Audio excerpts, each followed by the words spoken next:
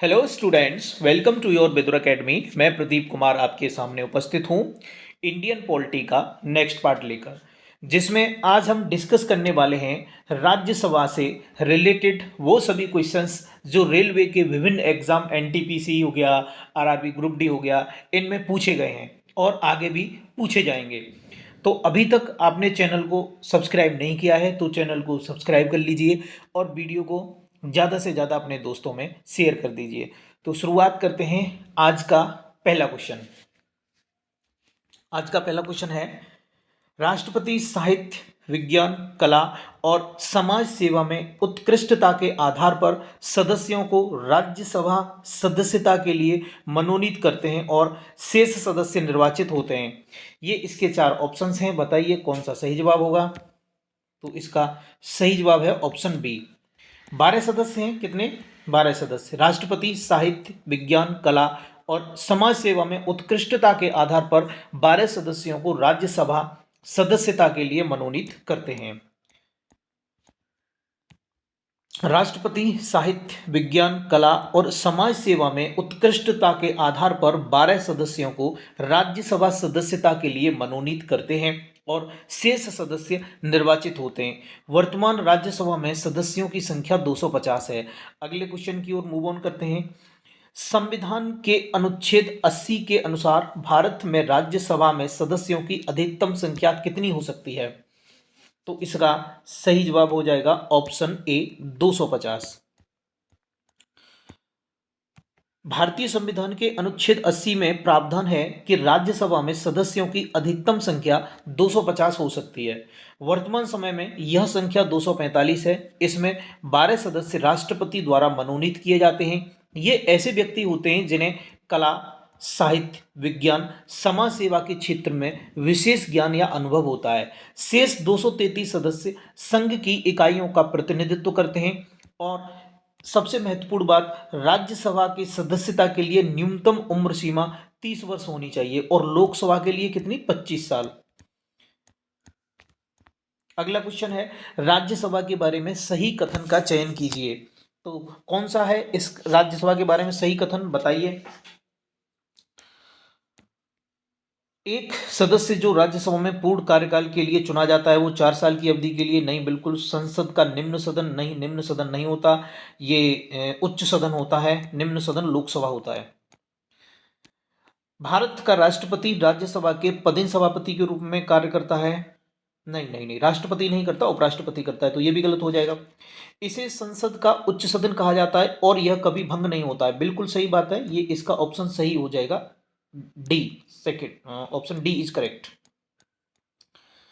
राज्यसभा के बारे में सही कथन है, इसे संसद का उच्च सदन कहा जाता है। इसे कभी भी भंग नहीं किया जाता, तथापि इसके 1/3 सदस्य प्रत्येक दूसरे वर्ष सेवानिवृत्त होते हैं तथा उन्हें नए निर्वाचित सदस्यों द्वारा प्रतिस्थापित किया जाता है। प्रत्येक सदस्य 6 वर्ष की अवधि के लिए निर्वाचित किया जाता है। भारत का उपराष्ट्रपति राज्यसभा का पदेन सभापति होता है।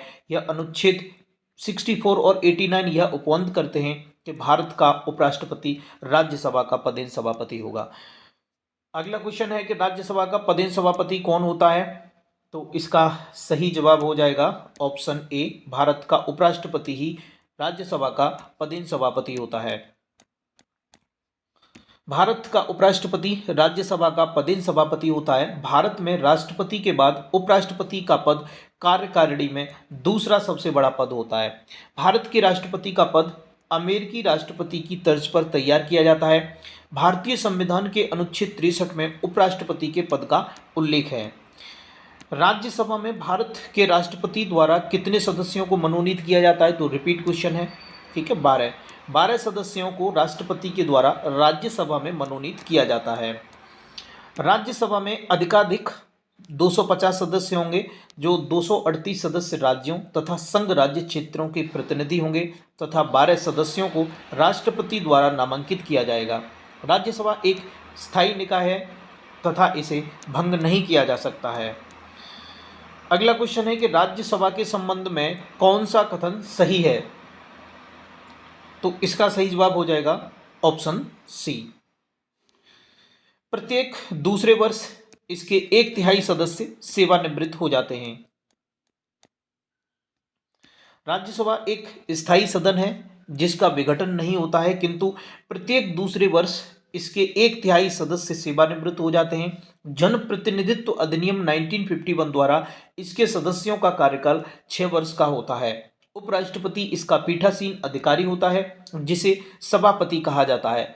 राष्ट्रपति के बाद उपराष्ट्रपति का पद देश का दूसरा सर्वोच्च पद होता है। भारत के उपराष्ट्रपति का पद अमेरिका के उपराष्ट्रपति की तर्ज पर बनाया गया है, जिसका उल्लेख संविधान के अनुच्छेद 63 में किया गया है।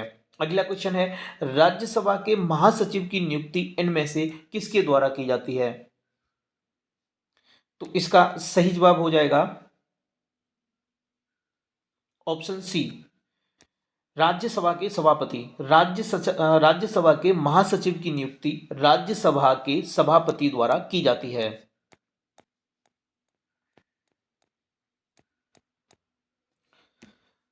राज्यसभा का महासचिव राज्यसभा सचिवालय का प्रशासनिक प्रमुख होता है। इसकी नियुक्ति राज्यसभा के सभापति यानी भारत के उपराष्ट्रपति द्वारा की जाती है। महासचिव का पद कैबिनेट सचिव के स्तर का होता है, जो भारत सरकार में सबसे वरिष्ठ नौकरशाह होता है। वर्तमान में राज्यसभा के महासचिव प्रमोद चंद्र मोदी जी हैं। अभी आप देख लेना, ठीक है, अभी कौन है, एक बार कमेंट बॉक्स में टाइप करके भी बताना कि वर्तमान में कौन है, यही हैं या फिर चेंज हो गए हैं। राज्यसभा में डैश सदस्य होते हैं जिन्हें राष्ट्रपति द्वारा साहित्य, विज्ञान, कला और समाज सेवा में उनकी उत्कृष्टता के आधार पर नामित किया जाता है। तो इसका सही जवाब हो जाएगा ऑप्शन बी, 12 सदस्य होते हैं। ठीक है, कितने बार आया ये क्वेश्चन? राज्यसभा में 12 सदस्य होते हैं जिन्हें राष्ट्रपति द्वारा साहित्य, विज्ञान, कला और समाज सेवा में उनकी उत्कृष्टता के आधार पर नामित किया जाता है। राज्यसभा की अधिकतम संख्या 250 है, जिनमें 238 सदस्य राज्यों और केंद्र शासित प्रदेशों के प्रतिनिधि अप्रत्यक्ष रूप से चुने जाते हैं। अगला है कि राज्यों की परिषद राज्यसभा पहली बार कब गठित की गई थी? तो इसका सही जवाब हो जाएगा ऑप्शन सी, 3 अप्रैल 1952 को। 3 अप्रैल 1952 को राज्यों की परिषद यानी राज्यसभा पहली बार गठित की गई थी। संसद के उच्च सदन राज्यसभा या राज्यों की परिषद का गठन 3 अप्रैल 1952 को हुआ था और पहला सत्र 13 मई 1952 को आयोजित किया गया था। भारतीय संविधान का अनुच्छेद 80 राज्यसभा के गठन का प्रावधान करता है और 81 लोकसभा का। भारत की संसद के उच्च सदन के संबंध में इनमें से कौन सा कथन सही है? तो पहला ऑप्शन ही इसका सही है, इसे कभी भंग नहीं किया जाता है। भारत की संसद का उच्च सदन अर्थात राज्यसभा एक निरंतर चलने वाली संस्था है, अर्थात यह कभी भी भंग नहीं होती, यानी एक स्थायी संस्था है, किंतु इसके एक तिहाई सदस्य हर दूसरे वर्ष सेवानिवृत्त होते रहते हैं और ये सीटें चुनाव द्वारा फिर से भरी जाती हैं। राष्ट्रपति द्वारा हर तीसरे वर्ष मनोनयन भी होता है। राज्यसभा की अधिकतम संख्या 250 निर्धारित है, जिनमें 238 सदस्य राज्यों व संघ क्षेत्रों के प्रतिनिधि जो अप्रत्यक्ष रूप से निर्वाचित होते हैं, जबकि 12 सदस्य राष्ट्रपति द्वारा मनोनीत किए जाते हैं। राज्यसभा की संरचना का उल्लेख संविधान के भाग 5 के अनुच्छेद 80 में किया गया है। अगला क्वेश्चन है कि भारतीय संसद का उच्च सदन कौन सा है? तो उच्च सदन होता है राज्यसभा और निम्न सदन होता है लोकसभा। भारतीय संविधान का अनुच्छेद 80 राज्यसभा की संरचना को प्रदर्शित करता है। राज्यसभा भारतीय संसद का उच्च सदन है। राज्यसभा संसद का एक स्थायी सदन है जो कभी भंग नहीं होता है। राज्यसभा की सहायता के लिए न्यूनतम उम्र सीमा 30 वर्ष है। राज्यसभा के सदस्यों का कार्यकाल 6 वर्ष का होता है। राज्यसभा का गठन 250 सदस्यों द्वारा होता है, जिसमें से 12 सदस्य राष्ट्रपति द्वारा नाम निर्देशित किए जाते हैं और शेष 238 का चुनाव राज्य तथा संघ राज्य क्षेत्रों की विधानसभाओं के सदस्यों द्वारा किया जाता है। अगला क्वेश्चन है, राज्यसभा के पहले सभापति कौन थे? तो इसका सही जवाब हो जाएगा option B, doctor Sarvepalli Radhakrishnan. ये राज्यसभा के पहले सभापति थे। इसकी डिटेल देख लेते हैं। राज्यसभा के पहले सभापति डॉक्टर सर्वपल्ली राधाकृष्णन थे। देश के उपराष्ट्रपति ही राज्यसभा के सभापति होते हैं। वर्तमान में राज्यसभा के सभापति एम वेंकैया नायडू नहीं, अभी जो होंगे अभी जगदीप धनखड़ होंगे, ठीक है, ये पुराना है। अभी उपराष्ट्रपति कौन है? जगदीप धनखड़ हैं, तो वही होंगे राज्यसभा के सभापति। देश के पहले राज्यसभा के उपसभापति एस वी कृष्णमूर्ति थे वर्तमान समय में, ठीक है, ये पुराना, ये मत देखिए। राज्यसभा के प्रथम अध्यक्ष कौन थे? तो इसका सही जवाब हो जाएगा option B, doctor S Radhakrishnan Rajya Sabha के प्रथम अध्यक्ष थे। डॉक्टर जाकिर हुसैन भारत के राष्ट्रपति, उपराष्ट्रपति, बिहार के राज्यपाल तथा जामिया मिलिया इस्लामिया विश्वविद्यालय के कुलपति रहे।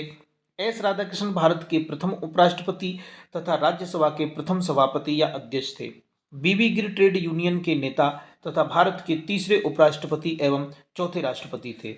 एम हिदायतुल्ला भारत के प्रथम मुस्लिम न्यायाधीश तथा कार्यवाहक राष्ट्रपति और उपराष्ट्रपति रहे। अगला क्वेश्चन है, किसी धन विधेयक के लोकसभा में पारित होने के बाद राज्यसभा उस विधेयक को अधिकतम कितने दिनों के भीतर लोकसभा को लौटा सकती है? तो क्या है इसका सही जवाब बताइए। तो इसका सही जवाब हो जाएगा ऑप्शन ए, 14 दिनों के भीतर। संविधान के अनुच्छेद 110 में धन विधेयक को परिभाषित किया गया है तथा उसे पारित करने के लिए अनुच्छेद 109 के तहत विशेष प्रक्रिया का प्रावधान है। लोकसभा में पारित होने के उपरांत उसे राज्यसभा के विचारार्थ भेजा जाता है। 14 दिनों के अंदर उसे स्वीकृति देनी होती है, अन्यथा इसे राज्यसभा द्वारा पारित माना जाता है। राज्यसभा के बारे में इनमें से कौन सा कथन सही है? तो इसका सही जवाब हो जाएगा ऑप्शन ए कि राज्यसभा को कभी भंग नहीं किया जा सकता है। अनुच्छेद 83 का 1 कहता है कि राज्यसभा एक स्थायी सदन है जो कभी भंग नहीं की जा सकती। इसके सदस्यों का कार्यकाल 6 वर्ष का होता है और इसके 1/3 सदस्य प्रत्येक 2 वर्ष के बाद रिटायर्ड हो जाते हैं।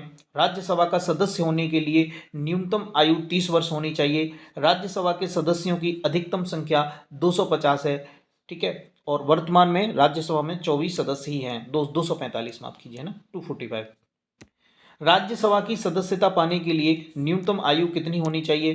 तो 30 वर्ष होनी चाहिए, ठीक है। इसका ऑप्शन कौन सा सही हो जाएगा? D, 30 years. राज्यसभा के सदस्यों का कार्यकाल की अवधि कितनी होती है? तो इसका सही जवाब है ऑप्शन बी, 6 साल की होती है। राज्यसभा के सदस्यों की अधिकतम स्वीकार्य संख्या कितनी है? तो इसका सही जवाब हो जाएगा ऑप्शन डी, 250। कितनी है? 250। राज्यसभा के सदस्यों का चुनाव डैश की अवधि के लिए किया जाता है। तो क्या है इसका सही जवाब? इसका सही जवाब हो जाएगा ऑप्शन बी, 6 वर्ष की अवधि के लिए किया जाता है।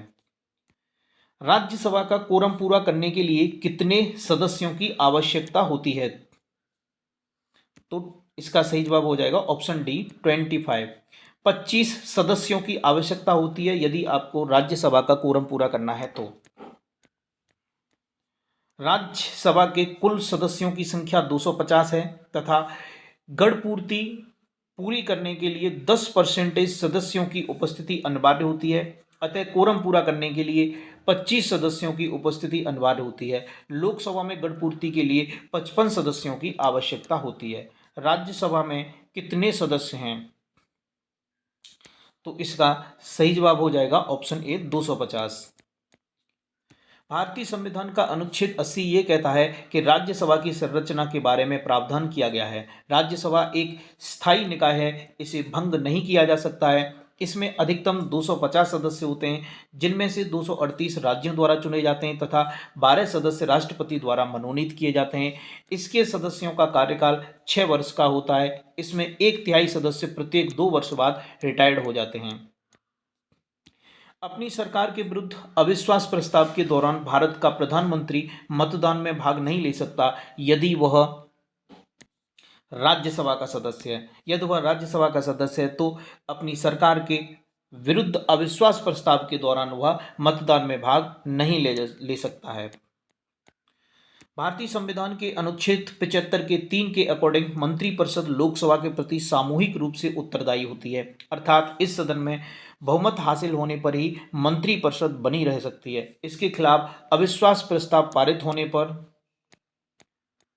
प्रधानमंत्री सहित मंत्रिपरिषद को इस्तीफा देना पड़ता है। अविश्वास प्रस्ताव लोकसभा के सदस्य ही भाग लेते हैं इसमें, इसलिए प्रधानमंत्री के राज्यसभा सदस्य होने पर वह मतदान में भाग नहीं ले सकता है। चलिए नेक्स्ट क्वेश्चन की ओर मूव ऑन करते हैं। तो अगला क्वेश्चन देखने को मिलता है कि भारत के प्रधानमंत्री अपनी सरकार के खिलाफ अविश्वास प्रस्ताव पर मतदान में भाग नहीं ले सकते यदि वह किसके सदस्य हैं। तो क्या होगा इसका सही जवाब? इसका सही जवाब हो जाएगा ऑप्शन बी। ठीक है, यदि वे राज्यसभा के सदस्य हैं। रिपीट क्वेश्चन है, अखिल भारतीय सेवाओं के निर्माण के लिए कौन उत्तरदायी होता है? तो इसका सही जवाब हो जाएगा ऑप्शन ए, राज्यसभा। ठीक है, अखिल भारतीय सेवाओं के निर्माण के लिए राज्यसभा उत्तरदायी होता है। आई थिंक एक क्वेश्चन रह गया है, ये है ना। भारत के प्रधानमंत्री अपनी सरकार के खिलाफ अविश्वास प्रस्ताव पर मतदान में भाग नहीं ले सकते यदि वे, पढ़ तो लिया था, ये हो गया था, राज्यसभा के सदस्य हैं। ठीक है,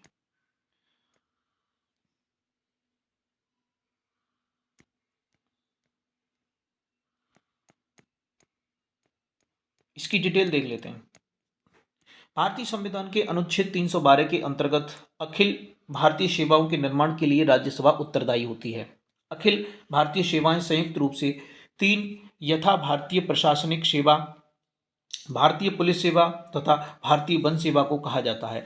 अनुच्छेद 312 के अनुसार यदि राज्यसभा 2/3 बहुमत से नई अखिल भारतीय सेवा के सृजन हेतु प्रस्ताव पारित करे तो संसद इस प्रस्ताव के आधार पर नई अखिल भारतीय सेवा का गठन करती है। अगला क्वेश्चन है, राज्यसभा के सदस्यों का चुनाव किनके द्वारा किया जाता है? बताइए किनके द्वारा किया जाता है? तो इसका सही जवाब हो जाएगा ऑप्शन ए, राज्यों की विधानसभाओं के सदस्यों के द्वारा।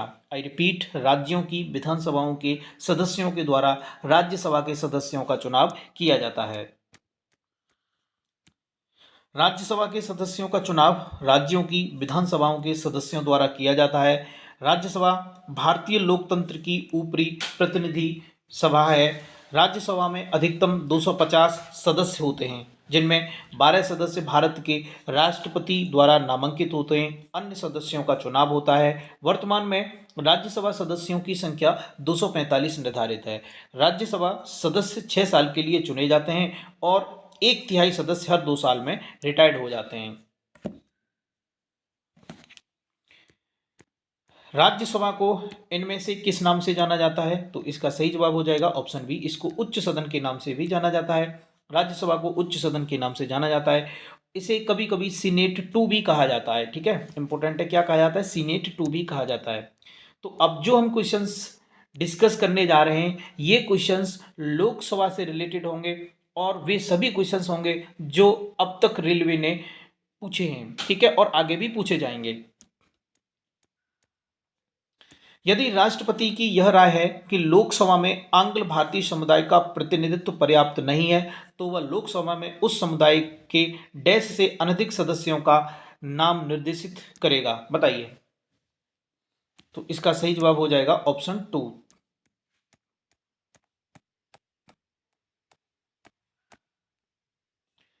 राष्ट्रपति लोकसभा में आंग्ल भारतीय समुदाय के 2 सदस्यों को मनोनीत करेगा। भारतीय संविधान में प्रावधान शामिल था, किंतु हाल ही में केंद्रीय मंत्रिमंडल के विधायी निकायों में एंग्लो इंडियन के प्रावधान को समाप्त कर दिया गया है। अगला है कि लोकसभा की बैठक बुलाने के लिए सदस्यों की न्यूनतम संख्या कितनी होनी चाहिए? तो इसका सही जवाब हो जाएगा ऑप्शन सी, सदन के सदस्यों की कुल संख्या की 1/10। लोकसभा की बैठक आयोजित करने के लिए निर्वाचित सदस्यों की न्यूनतम संख्या अर्थात सदन की कुल संख्या का 10वां हिस्सा आवश्यक है। इसे कोरम कहा जाता है। यदि लोकसभा का कोई सदस्य लगातार 60 दिनों तक अध्यक्ष को सूचित किए बिना अनुपस्थित रहता है तो उसकी सीट रिक्त घोषित कर दी जाती है। एक वर्ष में लोकसभा के कितने सत्र होते हैं? तो इसका सही जवाब हो जाएगा ऑप्शन डी, इसके 3 सत्र होते हैं। कितने? लोकसभा के 3 सत्र। लोकसभा का गठन वयस्क मतदान के आधार पर प्रत्यक्ष चुनाव द्वारा चुने गए जनता के प्रतिनिधियों से होता है। लोकसभा संसद का निम्न सदन है। इस सभा के सदस्यों की अधिकतम संख्या 550 है। एक वर्ष में लोकसभा के 3 सत्र आयोजित होते हैं। पहला बजट सत्र जो फरवरी और मई के महीने में होता है। ठीक है। मानसून जुलाई अगस्त, शीतकालीन नवंबर दिसंबर में। 2019 के लोकसभा आम चुनावों के बाद किस लोकसभा का गठन किया गया था?